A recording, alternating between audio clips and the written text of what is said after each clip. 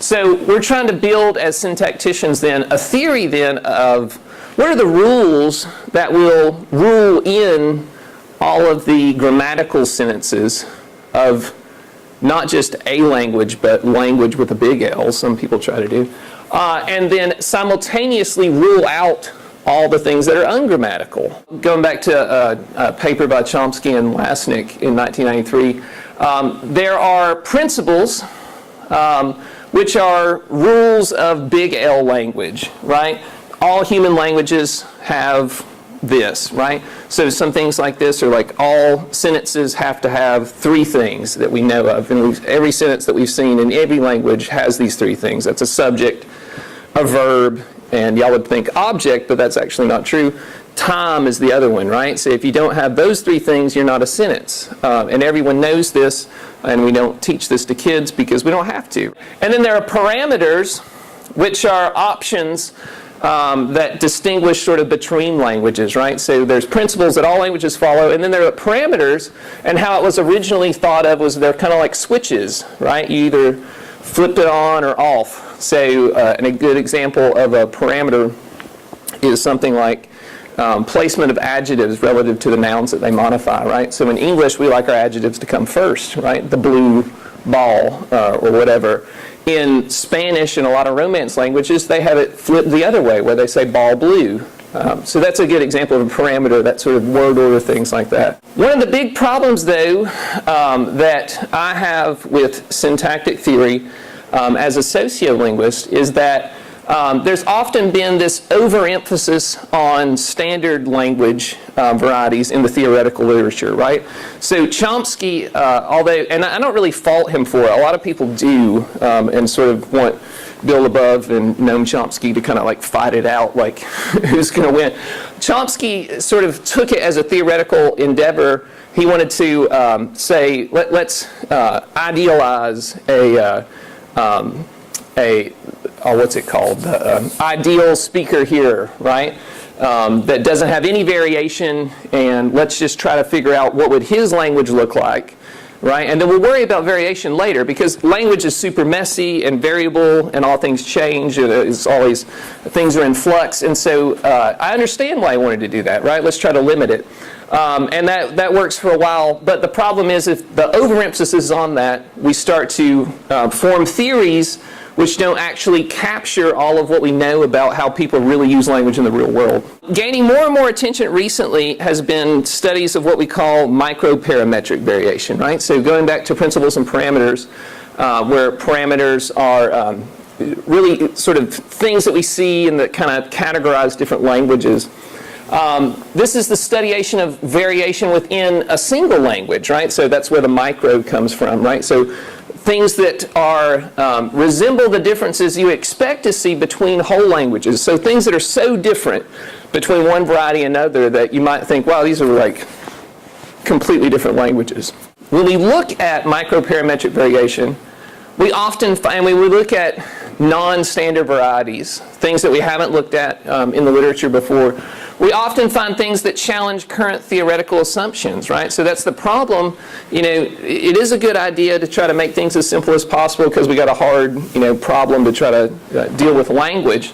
But when you take that really narrow view, you start making theories based on what these sentences do, and you're not ruling in other sentences out here which seem to contradict that, and so that's a problem. One of the features which presents a problem for current syntactic theory is really sort of a classic feature of Southern English that many of us call the Southern personal dative. I'm not sure if that's the best name, but that's what we usually call it.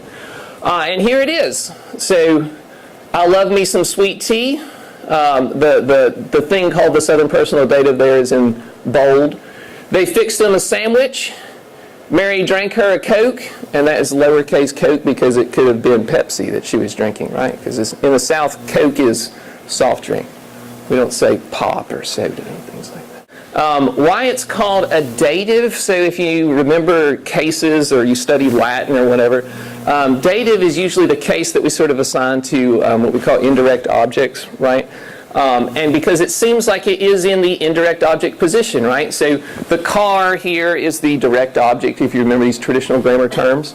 And us appears to be the indirect object, although I will hope to prove to you at least that it's not that. If I can prove anything, I can prove that. So some of what I'm going to do is talk about what does the Southern Personal Dative mean, and that will tell us something about what the Southern Personal Dative is. And then I'm going to spend the last little bit talking about where is the Southern Personal Dative then in our structure, okay? Because those first two answers maybe can tell us something. I ate me a sandwich is how he would say this with the me. We would never say I ate me, okay? Where the me here would have to be in the direct object position, right? And then you don't have it as the subject either, right? Me ate a sandwich sounds really bad. So we can only use it in this strict position, which looks like it's the indirect object position. This is a problem for principle B of the binding theory.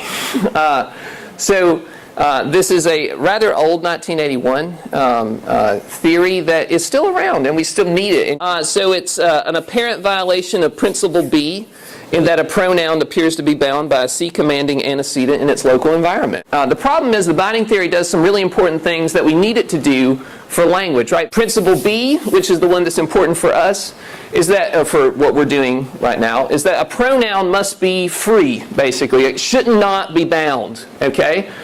So this is what says number 3 is bad. John saw him, meaning John saw John. That's bad because him is being bound by John, right? If him does not refer to John, then it's good, right? If it's then it's not being bound because a co-indexed referent is not in the same sentence. There are people who've talked about that. Thankfully, I'm not the only one. Although I have some problems with pretty much everyone else that's done some stuff, and so that's why we're still pushing this problem forward. Wiebelhuth and Dannenberg, back in 2006, they treat the Southern Personal Dative as what they call a non-lexemic idiom. Okay, y'all know what an idiom is, right? Like I flew off the handle. Fly off the handle. What a non-lexemic idiom is, it's not made up necessarily of exact words. They created this term, so I have to explain it to you. It's an idiomatic expression with slots that are then filled by lexical items. So it's more of a idiomatic structure, I guess you could say. Okay? And the reason they want to call it an idiom is because idioms work different in languages, right? Because they're kind of treated instead of like pieces that are built up. It's like the whole thing gets treated like one thing. Okay? And we can see that idioms have done, they do weird stuff in the syntax. So they thought, hey, maybe it's an idiom. And that may be why it's exempt from the binding theory, if it's not really a pronoun. Some problems with this is that the Southern Personal Dative does not behave at all like an idiom. Okay? One is that it's not lexically restrictive, right? Idioms are lexically restrictive, right? You know an idiom, fly off the handle, and you can't like fly off the broomstick. Doesn't mean the same thing, right? If you change a word in it, it changes everything about it. And so their own sort of made-up idiom is bad. And there are no other examples of non-lexemic idioms. They don't give us any. Here's some more, right, that we see that are like this. So it's sort of a big problem. And idioms should have a non-conventional meaning, right? So fly off the handle has nothing to do with flying and handles, right? It means to get angry, which you can't get that meaning from the sum of its parts. Southern Personal Datives, it mean exactly what you think that they should mean, right? I made me a sandwich means I made a sandwich, right? So there's a lot of problems with calling that. Also, I have a big problem with people treating vernacular features like idioms, right? It's really sort of marginalizing. Yeah. Conroy in 2007, she treats it as what we call an SE anaphor. I think sometimes people call it a say anaphor, but I usually call it SE anaphor. It stands for simplex expression, so which is an example like, and I should have made these pop up so they weren't distracting, like Dutch. I don't know if any of y'all speak Dutch, but the word zich in Dutch is used with in non-reflexive sentences. So they have sich, which is a special kind of anaphor, which is different from something like sich self, which is a full, what we would call reflexive, right? So they have like a self form, and then they've got this sich thing, which is still reflexive, but kind of different, right? So it's a different kind. We don't have it in English, maybe, unless you believe Conroy. And as an anaphor, then, so she's saying that it's an anaphor, so that the Southern Personal Dative is not a regular old pronoun, but it's an anaphor. But it's just not a self-anaphor, it's a SE anaphor. And thus, it should be bound. And so it actually doesn't violate anything, because under Principle A, which said anaphors must be bound, it is getting bound, so it's all good, right? We just need to realize it's not actually a pronoun like it looks, it's a SE anaphor. So yes, she says they kind of, you can get them in the same spot, and so maybe they're kind of related. One is an actual self-anaphor, and then she's saying the other one is another kind of anaphor with no transfer of ownership. Okay, so the indirect object has ownership transferred for it, right? So this dative. So I bought John a car, right? John now has the ownership of the car transferred to him, and that's what. But we see that there's no transfer of ownership in this. That's why we're saying it's not an indirect object. But she says what does happen, and I sort of have problems with this, is that there's a benefactive sort of relationship, right? So I bought John a car, transfer of ownership. She says I bought me a car is sort of like the car buying benefited me in some way. Some problems with this is that I have a trouble with the benefactive reading, especially in all senses of it, right? So one that gets used a lot is I love me some sweet tea, right? And if you've heard the Southern Personal Dative, you probably heard it with love and then something or else, right? Like there was a popular song, I love me some him, that sort of brought it into popular culture. That's really weird that is a benefactive, right? I don't know how the loving of sweet tea benefits me in some way, right? So really weird. Also, I see a big problem with it with this, and I'll keep coming back to this as one of my favorite examples. I bought me a car for my son, where we see an external indirect object come in, right? So it's going to get the meaning. So I bought me a car for my son. I'm not 100% sure how I'm being benefited, since my son is the one who receives, right? Now getting to something that's a little bit closer to what I think is actually going on. Sue Schroeder in 95, and then also in a paper with Margaret Michaud, they talk about it as being a subject intensifier. And this is what I really think is going on here from my native understanding of what it really means. And I've got a little bit of data from others saying that this is what it really does mean. So they say it's a functional element, it's not a pronoun, and it's not an anaphor. So it's something completely different. Since it's not a pronoun and it's not an anaphor, that's how it gets away with the binding theory, because binding theory doesn't matter if you're not a pronoun or an anaphor in our expression. And so they also talk about it not being an argument of the VP, which I'll come back to later. One of the things that the literature hasn't really talked about much that I bring to the table is this question of theta roles. And so let me talk about this a little bit. What the heck are theta roles? It's a way for syntax and semantics basically to communicate.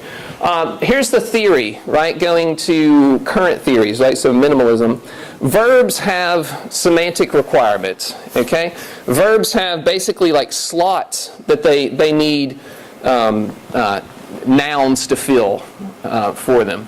So an example of something we call a ditransitive, so a double object construction, word like give, okay? If you say any sentence with give, right, you've got to have three things, okay? You got to have a giver, right, which we call an agent. That's a theta role, so theta stands for thematic, okay, so that's where it's going from.